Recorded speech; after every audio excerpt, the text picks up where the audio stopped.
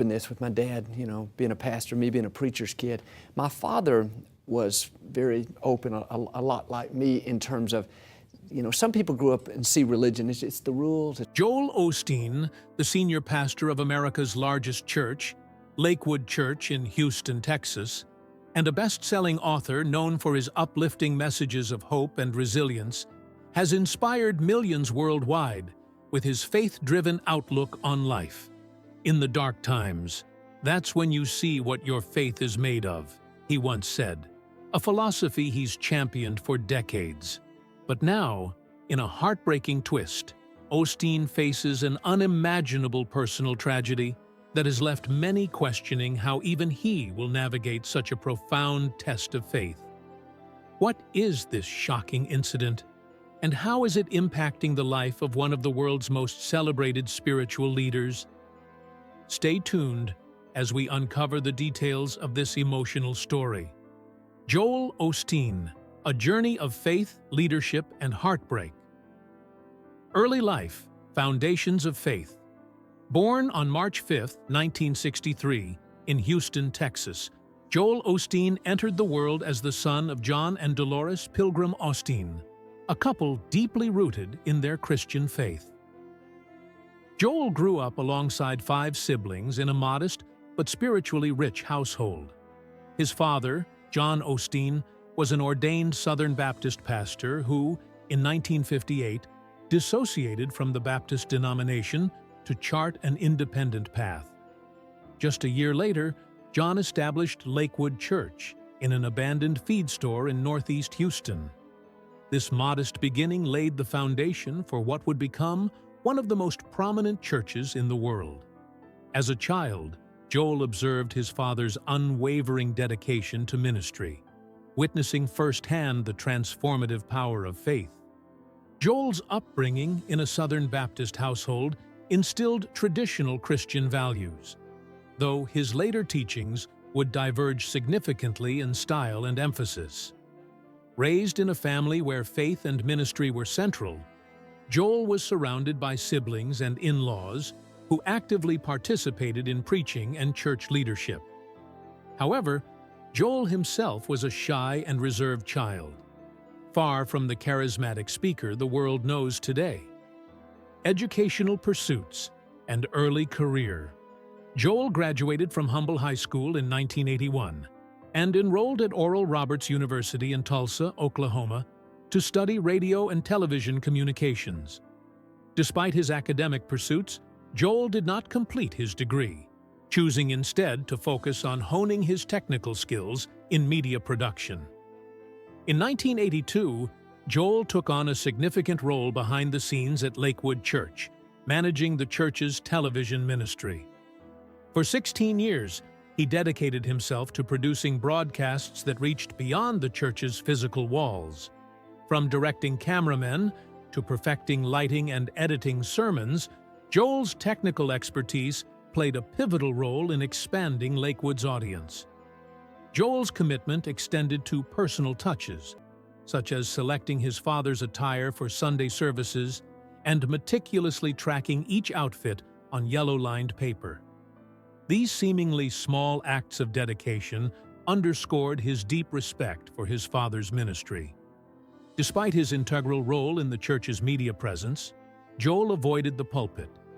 His father repeatedly encouraged him to preach, but Joel declined, citing a lack of confidence and a belief that he wasn't cut out for ministry. A turning point. Stepping into leadership. Everything changed in January 1999, when Joel reluctantly agreed to preach for the first time while his father was on dialysis. Tragically, less than a week later, John Osteen passed away from a heart attack. Joel, who had only preached once, found himself at a crossroads. In the days following his father's death, Joel felt an inexplicable pull toward the ministry. Despite his lack of formal theological training and limited experience, he stepped up to lead the congregation. Reflecting on this pivotal moment, Joel later shared, "It didn't really make sense. I hadn't gone to seminary. I had only ministered one time. I never dreamed the ministry would grow." Transforming Lakewood Church under Joel's leadership, Lakewood Church underwent a remarkable transformation.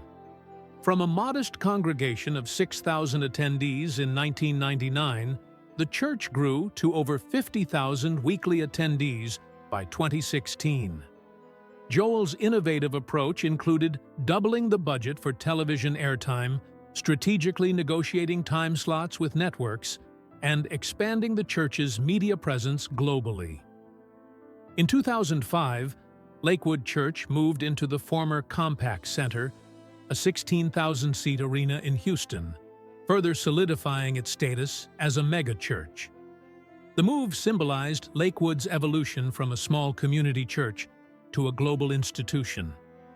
Joel's sermons, characterized by their upbeat and accessible messages, resonated with millions. His teaching style, often described as motivational, focused on themes of hope, personal growth, and God's desire for individuals to lead abundant lives. Criticism and controversy. Despite his widespread appeal, Joel Osteen's approach to preaching has not been without criticism. Detractors argue that his sermons lack theological depth, reducing Christianity to a form of self-help. Many have accused him of promoting the prosperity gospel, a controversial doctrine suggesting that faith and positive thinking can lead to material wealth.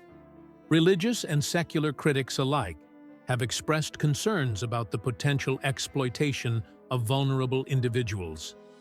Critics argue that the prosperity gospel places undue blame on individuals for their struggles, implying that a lack of faith is the reason for misfortunes. Joel has consistently defended his approach, emphasizing that his goal is to uplift and inspire. He acknowledges the differences between his preaching style and his father's more traditional, fiery sermons, stating, "I'm not trying to emulate anyone, I'm just being true to who I am." Personal life and challenges. Joel Osteen married Victoria Eloff in 1987, after a chance meeting at her mother's jewelry store. The couple shares 2 children, Jonathan and Alexandra, and serves as co-pastors at Lakewood Church. Their partnership has been instrumental in the church's growth, though it has not been without challenges. In 2005, Victoria faced allegations of misconduct during a flight, leading to a lawsuit. Although she was cleared of physical assault charges, the incident brought unwanted scrutiny to the couple's high-profile lifestyle. Heartbreaking tragedy at Lakewood Church. On February 11, 2024, Lakewood Church became the site of a tragic and shocking incident that has shaken the congregation and its leaders. During a Spanish-language service, chaos erupted as gunshots rang out, leaving a 47-year-old man injured and a 7-year-old boy critically wounded. The perpetrator, later identified as 36-year-old Genesee Iron Moreno, entered the church with a rifle and a backpack she claimed contained a bomb. After spraying an unknown substance on the floor, Moreno opened fire. 2 off-duty police officers serving as security neutralized the threat, but not before Moreno's young son was caught in the crossfire. The child, taken to Texas Children's Hospital in critical condition, underwent surgery to remove a portion of his frontal lobe.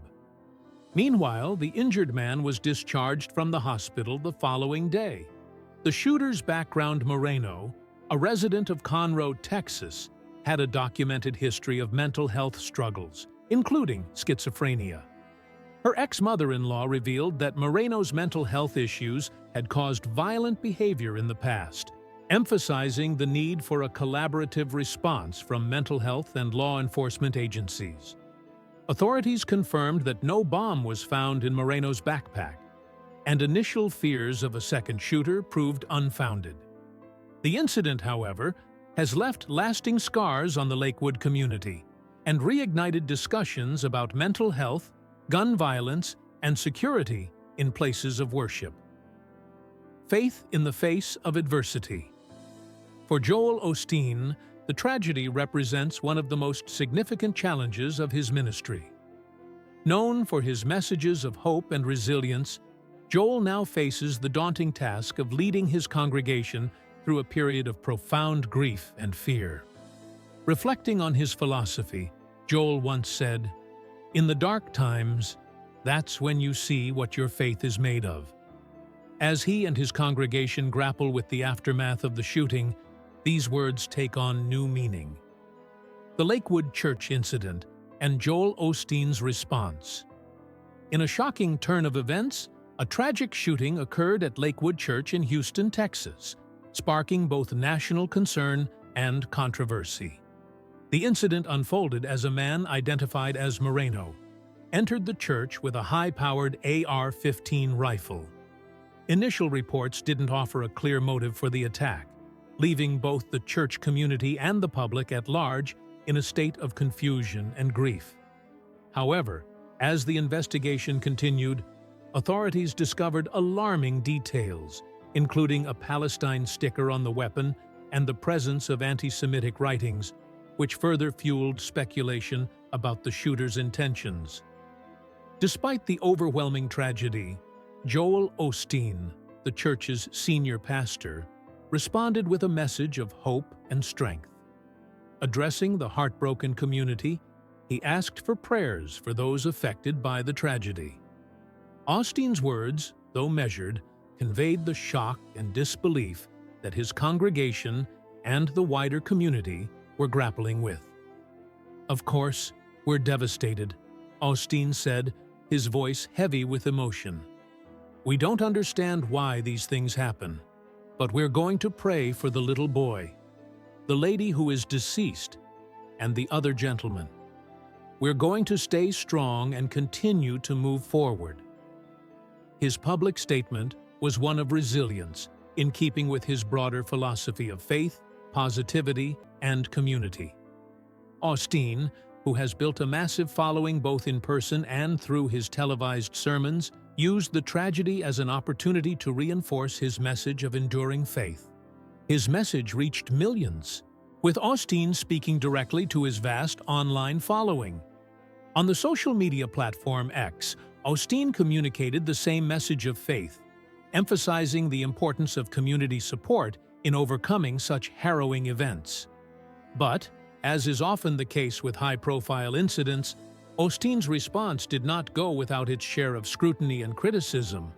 Many began to point out the growing controversies surrounding the pastor's life, ministry, and the church he oversees. This tragic event forced Joel Osteen into the spotlight in a way that brought his ministry's controversies under intense scrutiny. With millions of followers and an incredibly powerful platform, his leadership and decisions have long been the subject of debate. This shooting incident, while deeply sorrowful, served as a backdrop to the broader controversies that have plagued the pastor's career for years.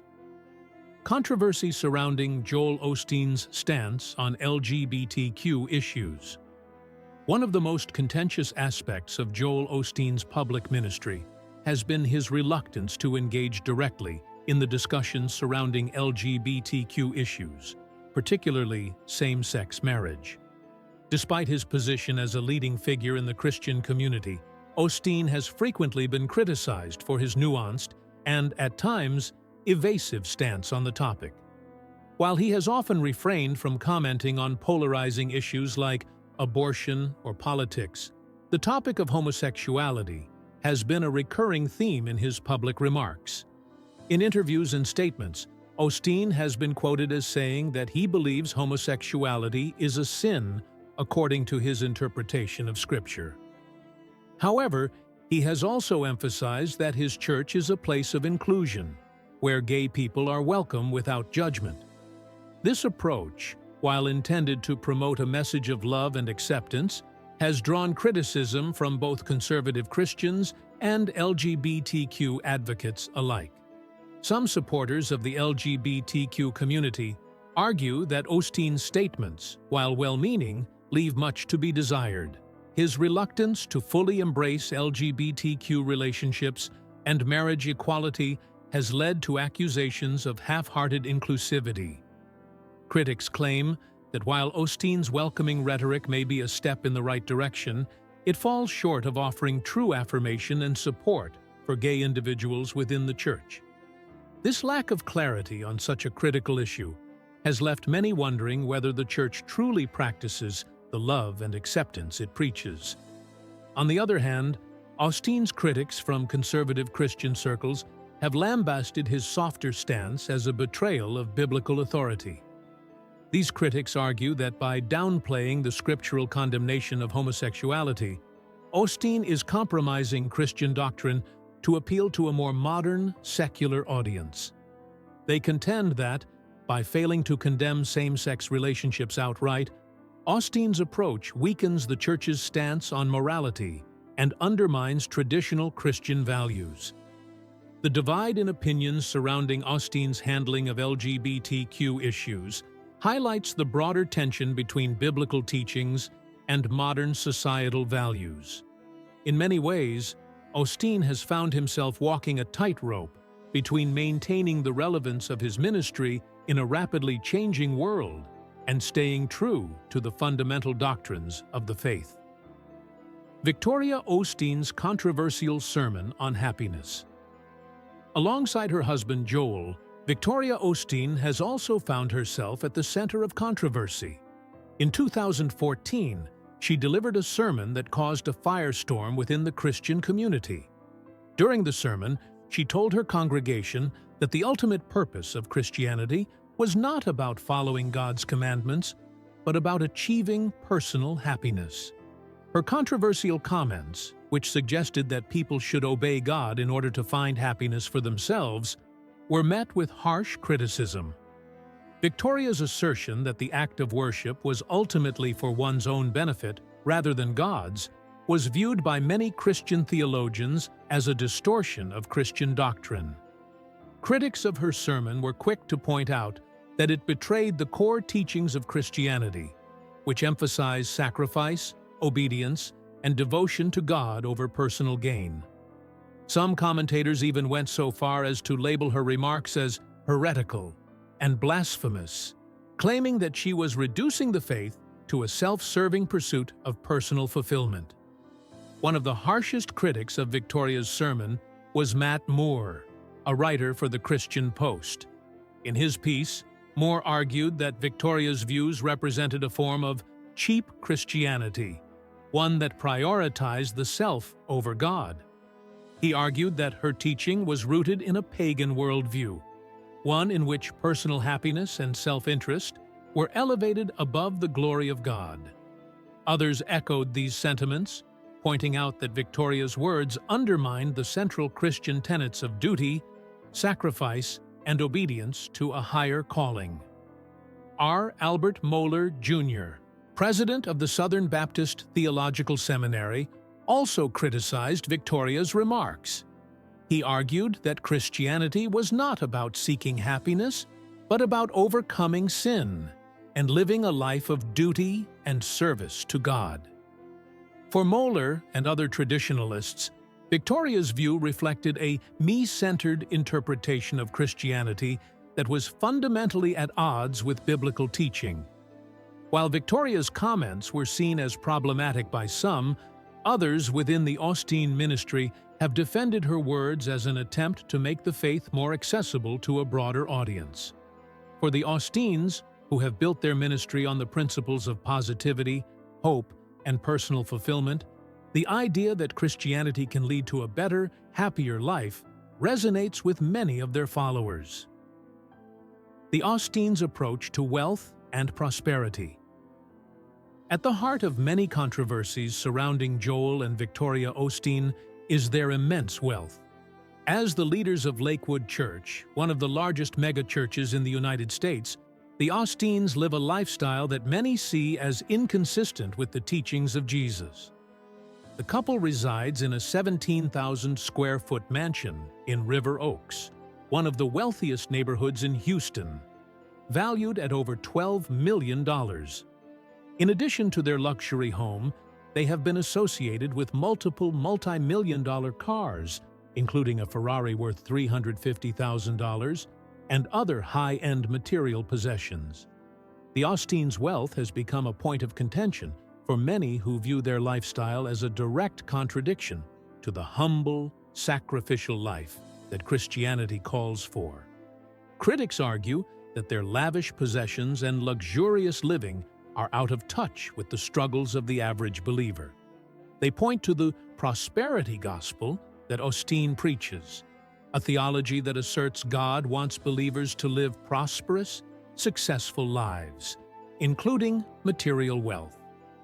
While Osteen himself has repeatedly defended his wealth, asserting that it is a result of his hard work, success, and God's blessings, many have taken issue with the way prosperity gospel has been used to justify opulence within the church. The Lakewood Church and the Hurricane Harvey controversy. In 2017, Lakewood Church found itself at the center of another controversy when it was criticized for not immediately opening its doors to victims of Hurricane Harvey, which devastated much of Texas. As thousands of residents were displaced by the flooding, many places of worship, including other churches and local organizations, opened their doors to provide shelter to those in need. However, Lakewood Church, with its vast facilities, initially chose not to offer assistance, citing damage to the building as the reason for its inaction. This decision was met with widespread criticism, especially when it was revealed that Lakewood's building had suffered little to no damage, and other shelters were already overwhelmed. Social media backlash quickly mounted, with many questioning why the church, led by one of the richest pastors in America, was not stepping up to help those in need. It wasn't until a few days later, after public pressure mounted, that Lakewood finally opened its doors as a temporary shelter. While Osteen and his representatives defended the church's initial decision, saying it was part of their planned response, the controversy hurt the Osteen's public image, leading many to question the true priorities of the church's leadership. Despite this, the Lakewood community continued to support their pastor, and Osteen moved forward with his ministry. The ownership of a private jet and public backlash. One of the most recent controversies surrounding Joel Osteen has been his reported ownership of a private jet. As a televangelist with a massive global following, Osteen's need for travel is undeniable, and some argue that a private jet is a necessary tool to carry out his work. However, critics point to the jet as an emblem of the lavish lifestyle Osteen and his family lead, accusing him of living in excess while preaching messages of hope and financial prosperity. In 2022, Osteen was reported to have purchased a Gulfstream VIG private jet valued at over $40 million. The jet, which features luxurious amenities including plush seating and ample space for relaxation, stands as a symbol of the wealth that many believe comes with the prosperity gospel. While Osteen defended the purchase, claiming it was a necessary means to reach his large following more efficiently, the move did little to quell public criticism. Osteen's critics argue that the use of such an extravagant luxury is at odds with the teachings of Jesus, who is often portrayed in the Bible as living a humble life and caring for the poor and marginalized. Despite the ongoing controversies, Joel and Victoria Osteen continue to thrive as some of the most prominent figures in American Christianity, and Lakewood Church remains a thriving hub for worship and community engagement. However, the legacy of their ministry is likely to remain tied to the contentious discussions surrounding their wealth, their messages, and their approach to faith in the modern world.